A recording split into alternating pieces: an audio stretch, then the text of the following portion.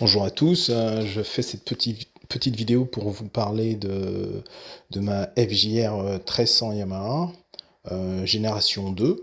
Donc ce modèle-là n'est pas équipé du frein ABS.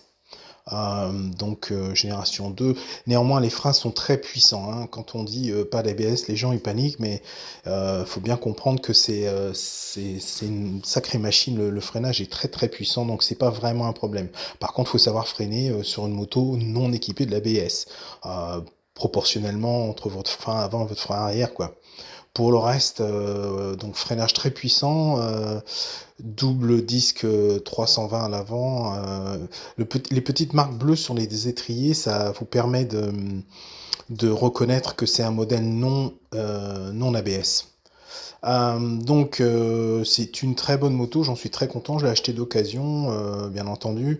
Donc moi je vis en Australie, hein, pour le coup là, donc je pense pas qu'il y ait de grandes différences entre celle-ci et celle que vous avez en France, à part le débridage là. Donc nous elles sont pas bridées à 100 chevaux, donc celle-ci d'origine elle fait 145 chevaux. Donc ça marche très bien.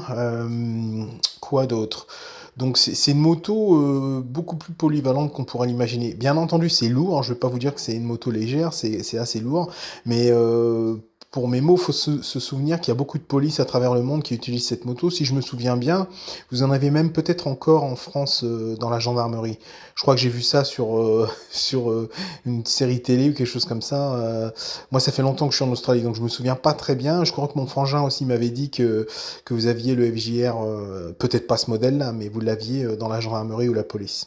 Donc c'est une bonne moto, et moi je trouve que le fait d'avoir les sacoches et le top case, ça donne un tas de possibilités supplémentaires qu'on n'a pas avec un autre type de moto. Ça permet de transporter un deuxième casque, une veste pour quelqu'un, pour un passager éventuellement, donc c'est très très pratique. Et puis le fait que les sacoches et le top case se démontent en un clic, en un quart de tour de clé, c'est très facile, donc on n'hésite pas à les mettre et les enlever. Donc, assez facile à manœuvrer malgré le poids, hein. La hauteur de celle-ci, la selle a été remplacée. Ça doit pas être la selle d'origine, si j'ai bien compris. Je pense pas qu'il y ait une grande différence. Peut-être qu'elle est un petit peu plus étroite. Dans tous les cas, moi, je fais 1m72 et je suis très à l'aise et les pieds à plat. Donc, celle-ci, elle est équipée avec, comme vous pouvez le voir, un mini comment on appelle ça, cigarette lighter, prise européenne en Australie. Je sais pas si c'est une prise européenne ou une prise allemande ou je ne sais pas quoi. Donc vous voyez ce que c'est. Ça permet de brancher un accessoire électrique, éventuellement une veste chauffante, etc. Moi je l'utilise pas, ça avait été installé par le précédent utilisateur de cette moto. Je trouve pas ça très pratique l'emplacement. Oui, donc je disais la capacité, le top case, moi je peux y mettre un casque intégral, pas deux. J'imagine que peut-être on peut mettre deux casques semi bol ou quelque chose comme ça, mais enfin moi je suis qu'en intégral, donc j'en mets un dans le top case. Les sacoches latérales sont assez euh, euh, grosse pour pouvoir recevoir un casque intégral aussi, donc c'est très très pratique. C'est pas comme j'avais un BM autrefois et le BM, une des deux sacoches, suite à l'échappement en dessous, une des deux sacoches n'est pas aussi grosse que l'autre et vous pouvez pas rentrer un casque dedans. Donc c'est pas le cas sur celle-ci, elles sont de la même taille. Donc là, comme je vous disais, la selle a dû être modifiée. Euh, pour le reste, quoi d'autre? Donc il y a des stickers effets carbone, hein, comme vous pouvez le voir sur les sacoches, sur le réservoir, etc. Ça a été mis par la personne qui possédait la moto avant moi. Ça a été bien fait, donc rien à dire. Sur le guidon, vous pouvez voir que j'ai le porte téléphone. Puis évidemment, le support pour mettre la petite caméra qui va bien. Elle a aussi les extensions de guidon pour monter un peu le guidon, comme vous pouvez le voir. Ça fait à peu près 2 cm, c'est très pratique. Là, dans ce petit compartiment, ce que j'ai fait, c'est que j'ai mis une prise double USB et cigarette lighter, donc allume-cigare, pardon, que j'ai branché sur la batterie avec un fusible. Néanmoins, je ne l'ai pas fixée volontairement, elle est juste bloquée dans le boîtier, comme ça permet de pouvoir l'enlever si on veut changer, si on n'est pas si, je sais pas, si je revends la moto, j'aime pas trop modifier les motos sans qu'on puisse revenir en arrière, donc là, s'il y a quelqu'un qui veut reprendre cette moto plus tard et qui n'aime pas, ne veut pas ce système ou je ne sais pas quoi, il n'aura pas de problème à le débrancher. Le petit loquet, là, ça a été fait par l'utilisateur précédent parce que le système de verrouillage ne fonctionnait plus. Donc voilà, ça c'est fait. Quoi d'autre bah, c'est une très bonne moto. Ça, c'est donc les adhésifs dont je vous parlais tout à l'heure, là, qui protègent les valises. Hein. Évidemment, c'est pas un mal. Entre les passagers, avec les fermetures éclairs, les bottes, etc. Et même le pilote, hein, quand vous montez et descendez de la moto, les bottes peuvent taper dessus. Euh, L'adhésif aussi sur le carénage a été mis par le précédent utilisateur de la moto. J'imagine que c'est un kit qui est prédécoupé parce que c'est pas trop mal fait. Je pense que voilà, c'est un kit qu'il a dû commander sur internet ou quelque chose comme ça. Donc quoi d'autre au quotidien, c'est une moto assez facile, y compris pour faire sa mécanique soi-même dessus, c'est assez facile à utiliser. Euh, Vous avez une béquille centrale, donc c'est facile de faire votre vidange d'huile, filtre à huile et huile. C'est aussi facile de faire l'huile du cardan. Donc c'est un système à cardan au lieu d'une chaîne. Hein. Donc moi je préfère ça. L'entretien est quasi nul. Vous remplacez l'huile tous les 20 000 km et ça vous coûte 15 $ le bidon d'huile. Donc à comparer à un kit chaîne sur une moto de ce type-là, ça coûterait bonbon. Donc pour moi, ça me convient très bien. Bien sûr, on perd un petit peu de puissance, mais avec 145 chevaux, c'est pas un gros problème.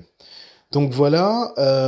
Après, au quotidien, c'est une moto agréable de par le couple. Le seul problème que je rends, pas vraiment problème, le seul truc que je regrette, c'est qu'il n'y ait que 5 rapports. C'est pas une boîte 6, c'est une boîte 5. Et ça, quand même, ça manque un petit peu. Et aussi qu'il n'y ait pas de petit écran pour vous montrer dans quel rapport vous êtes. Il y a un écran, mais il n'y a pas cette information-là. Et ça, c'est un problème parce que on a vite fait d'être dans le mauvais rapport. Et comme il y a du couple, on peut penser être en quatrième, on est en troisième, etc. Donc, bon, voilà, quoi. Ce serait plus facile d'avoir un... Surtout que c'est un modèle de 2003, donc je comprends pas pourquoi ils n'avaient pas fait ça. Donc là, je vais vous montrer la moto avec, sans les sacoches, avec, sans le top case, etc. Donc avec la magie de YouTube, vous allez voir la moto telle qu'elle est maintenant. Puis après, bing, sans le top case. Donc voilà, elle ressemble à ça sans le top case. Moi, je trouve que elle est pas moche. C'est une grosse routière, c'est une GT évidemment. C'est pas une moto fluette, hein, mais c'est pratique de pouvoir enlever le top case avec la clé en 10 secondes montre en main, quoi. Ça se déverrouille et ça s'enlève très facilement. C'est pareil avec les sacoches latérales, vous pouvez les enlever de la même manière en quelques secondes en un tour de clé. Vous n'avez pas besoin d'outils, juste la clé du Neumann. Et donc, moi, je conseille de faire un double de cette clé du Neumann, même si vous la faites pas, si elle n'est pas, pardon, si elle n'est pas pairée avec la moto. Là, vous voyez sans les sacoches à quoi elles ressemblent. Pourquoi faire un double de la clé? Parce que quand vous déverrouillez les sacoches et vous voulez les enlever de la moto, il y a un levier un peu mécanique à faire avec la clé. Et c'est mieux de le faire avec une clé qui n'est pas la clé que vous entrez dans le Neumann. Comme ça, si vous la pliez ou quoi que ce soit, c'est pas un drame, quoi. Donc moi, j'ai fait faire un double de cette clé, qui a un double mécanique. Je peux pas démarrer la moto avec, mais je déverrouille mes sacoches sans problème avec. Donc voilà à quoi elle ressemble, sans top case, sans sacoche. Et puis voilà à quoi elle ressemble aussi avec le top case et sans les sacoches. Euh, je vais vous montrer ça dans quelques secondes. Vous allez comprendre que cette bande son, elle a été faite, elle a été faite après que la vidéo ait été faite. J'ai fait ma vidéo en anglais d'abord. Donc voilà la moto avec le top case sans les sacoches. Donc évidemment, bah oui, ça fait un peu gros hein, sans les sacoches, mais c'est vachement pratique de pouvoir mettre le casque, un antivol, le kit de premier secours, etc. quoi. Donc moi, j'ai toujours ou les sacoches ou le top case. Je l'ai rarement sans rien du tout parce que, ben mine de rien, en Australie. On peut comment aller assez loin. Bah, partout, on peut aller assez loin, mais je veux dire, c'est quand même un grand pays. On a vite fait de faire du trajet, et donc c'est plutôt pas mal d'être équipé, d'avoir l'équipement qui convient, y compris le kit anti-crevaison, le compresseur, etc. J'ai tout ça dans les sacoches. Donc voilà, je suis très content de ma moto. C'est une moto d'occasion. Elle coûte pas très cher d'occasion, évidemment, parce que c'est des motos qui sont pas adaptées aux jeunes permis, évidemment. Donc du coup, les, les personnes qui pourraient être susceptibles d'être intéressées par cette moto sont des gens un peu comme moi, hein, des routards, enfin des gens qui ont quand même roulé pendant un moment avant de se dire tiens, j'aimerais bien une moto coupleuse comme ça, puissante et tout, mais je veux pas payer une blinde parce que ce genre de moto neuf ou quasi neuf, ça coûte vraiment très cher. Là, pour le coup d'occasion, elle m'a coûté moins de 6 000 $, donc quelque chose comme, je sais pas, 4 500 € ou, dans ces prix-là. Elle a plus de 100 000 km, je l'ai acheté à 120 000, mais bon, un moteur 1,3 litre, s'il a été bien entretenu, c'est le cas pour celle-ci, il n'y a pas de souci, quoi, c'est une grosse moto. J'adore les jantes sur cette moto, elles sont des jantes moulées, je sais pas comment on pourrait appeler ça, je crois que c'est, oui, castées, moulées, oui, et elles sont très légères et magnifiques. Et même malgré les années, elles sont restées sans grosse marque apparente, etc. Elles sont comme neuves, quoi. Donc le seul truc que je regrette un peu, c'est mon radiateur qui commence à être un peu abîmé. Je pense que je vais peut-être devoir le remplacer à un moment. Mais voilà, pour le coup, en dehors de ça, très très bonne moto que je recommande à tous les utilisateurs.